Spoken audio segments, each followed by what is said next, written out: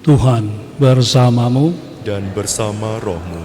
Inilah Injil Yesus Kristus menurut Santo Yohanes. Dimuliakanlah Tuhan. Sekali peristiwa, Yesus berkata kepada orang-orang Yahudi yang percaya kepadanya, "Jikalau kamu tetap dalam firman-Ku, maka kamu benar-benar murid-Ku, dan kamu akan mengetahui kebenaran, dan kebenaran itu akan memerdekakan kamu." Jawab mereka, "Kami adalah keturunan Abraham dan tidak pernah menjadi hamba siapapun. Bagaimana engkau dapat berkata, kamu akan merdeka?"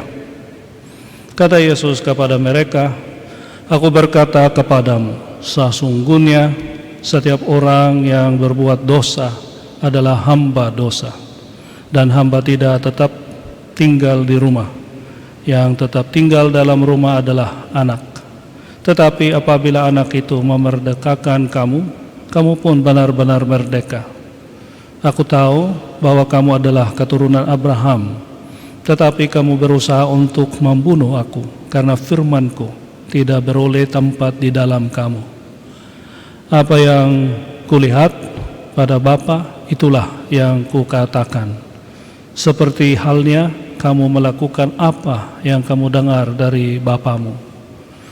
Jawab mereka kepadanya, "Bapa kami ialah Abraham." Kata Yesus kepada mereka, "Sekiranya kamu anak-anak Abraham, tentulah kamu mengerjakan pekerjaan yang dikerjakan oleh Abraham. Tetapi yang kamu kerjakan ialah berusaha membunuh aku. Aku seorang yang mengatakan kebenaran kepadamu, yaitu kebenaran yang kudengar dari Allah. Pekerjaan yang demikian tidak dikerjakan oleh Abraham. Kamu mengerjakan pekerjaan bapamu sendiri." Jawab mereka, "Kami tidak dilahirkan dari zina. Bapa kami satu, yaitu Allah." Kata Yesus kepada mereka, "Jikalau Allah adalah Bapamu, kamu akan mengasihi aku, sebab aku keluar dan datang dari Allah. Dan aku datang bukan atas kehendakku sendiri, melainkan Dialah yang mengutus aku." Demikianlah sabda Tuhan. Terpujilah Kristus. Saudara-saudari yang terkasih, selamat pagi semuanya. Nah, pagi ini kita dengar dari bacaan Injil hal yang sangat mengingatkan kita tema tahun kemarin, dan ini juga bantu kita untuk mengerti, memahami tema kita tahun ini. Kalau tahun kemarin tema di Keuskupan Surabaya adalah pemuritan,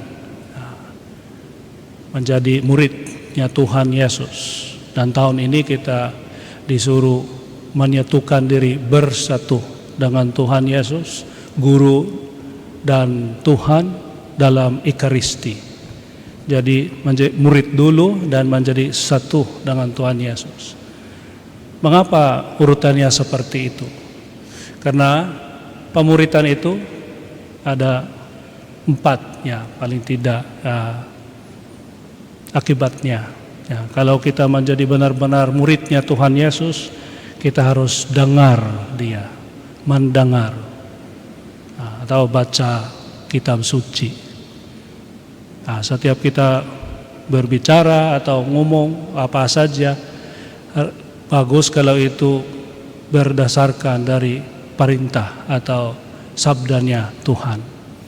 Nah, bagaimana itu jadi? Harus dengar dari Dia. Nah, murid itu disciple, seorang yang ya ikut dengan tuannya, gurunya, Allah. Jadi kita dengar, dan bukan hanya dengar, belajar, saling belajar. Karena kalau kita hanya dengar dan kita gak memahami atau merefleksikan, itu masih sedangkal saja. Bisa dengar dan lewat dari telinga kanan ke kiri saja, gak ada berpengaruhnya di hidup kita. Jadi kita harus belajar. Tapi belajar itu bukan sekadar hanya hafal, maksudnya dalam pikiran, tapi yang mendalam. Jadi tembus ke kebenaran. Benar-benar kita saat kita dengar dan belajar sampai kita benar-benar mengetahui, mengenali Tuhan kita. Nah, kita benar-benar sudah dengar, belajar dan mengenal Tuhan kalau kita menjadi taat dan setia kepadanya. Maksudnya kita melakukan kehendaknya Allah. Nah, disitulah alasan mengapa harus sampai ke satuan, menjadi satu dengan Tuhan Yesus, bersatu dengan Dia. Karena Tuhan pun sudah bilang bahwa bukan semua yang manggil Dia Tuhan, Tuhan bisa masuk ke kerajaannya, ke surga, ke Bapa. Tapi Dia saja yang melakukan kehendaknya Allah. Dan kalau kita melakukan kehendaknya Allah, kita menjadi satu dengan Dia. Jadi ini undangan kita sehari-hari, setiap hari, bahwa kita harus ambil keputusan atau kasih waktu supaya kita lalu mendengar firman-Nya Tuhan.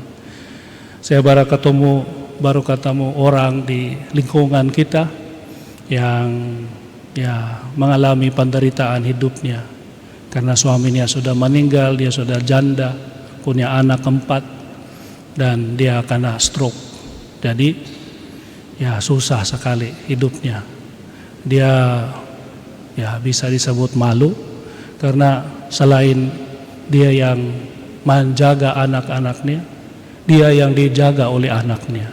Karena dia gak bisa bergerak, melakukan apa-apa, duduk di kursi roda saja. Nah, jadi dia kehilangan hampir putus asa lah. Dan pertanyaannya sekarang, bagaimana dia bisa tahan? Dari mana kekuatannya untuk melanjutkan hidup masih ada maknanya? Dia bilang, waktu itu kami mengunjungi, dia bersyukur karena dapat sakramennya, pengakuan dosa dan komuni. Tapi dalam 2 tahun ini, karena zaman pandemi, tentu saja susah untuk dia ke gereja dan orangnya datang kepada dia. Tapi apa yang menahankan atau kasih kekuatan dia? Firman-Nya Tuhan. Dia bilang, saya berusaha setiap hari baca Alkitab suci. Dan disitulah saya ambil kekuatan. Nah, ini pemuritan yang benar-benar menjadi matang. Karena menjadi satu dengan Tuhan. Karena kalau kita satu dengan Tuhan, satu akibatnya adalah kita bebas dari kekhawatiran. Mengapa kita bebas dari kekhawatiran? Karena kita merasa gak sendirian. Nah, kalau ada Tuhan Yesus di samping kita, bagaimanapun berat hidup kita, kita bisa jalan. Ada sumber kekuatan yang luar biasa. Nah, meskipun kita kalau kita hanya berpikir atau ambil tenaga, kekuatan dari tenaga kita sendiri, bisa putus asa, bisa menyerah karena kecapean. Tetapi kalau kita satu dengan Tuhan Yesus, mendengar, belajar dan tembus ke kebenaran dan benar-benar mengenal Tuhan, melakukan kehendak-Nya dan ini satu dengan Tuhan Yesus, jadi kita lebih berani dan bebas dari diri kita sendiri. Maksudnya kalau kita penuh dengan diri kita saja, kita berpikir kepentingan diri sendiri saja, bisa juga frustrasi. Nah, tapi kalau satu dengan Tuhan Yesus, sudah bisa memaknai hidup bagaimana susah pun. Nah, ini yang satu tandanya bahwa kita bebas dari kecenderungan atau berpengaruh orang lain juga. Karena kadang-kadang orang itu sangat mendengar orang lain, jaga reputasi.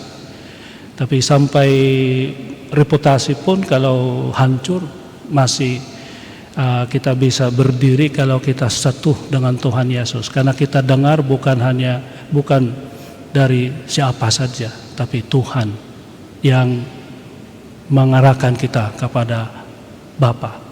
Jadi kita benar-benar dibebaskan kalau kita satu dengan kebenaran. Nah, semoga ini yang terjadi buat kita sekarang, apalagi kita sedang menjalankan masa Prapaskah ini, supaya kita siap dengan pengorbanannya Tuhan Yesus sebagai penyelamat kita. Dan ini kita bisa terima dan menjadi sangat bermakna buat kita, bahwa Tuhan sudah datang, sudah mengorbankan dirinya, menyelamatkan kita. Jadi kita gak usah khawatir, hanya kita berusaha dengar dia, belajar hidupnya, dan tembus ke kebenaran, menjadi satu dengan Tuhan. Dan beranilah dan tahanlah susah atau tantangan hidup, gak apa-apa, silakan datang kesusahan, kesulitan hidup. Yang penting adalah kita megang tangannya Tuhan dengan erat, dan jangan pernah melepaskan jarinya atau tangannya Tuhan, supaya kalau kita satu dengan dia, kita bebas dari kekhawatiran dan kita tetap bisa berjuang bagaimana susah pun tantangan di hidup kita, seperti ibu ini. Amin.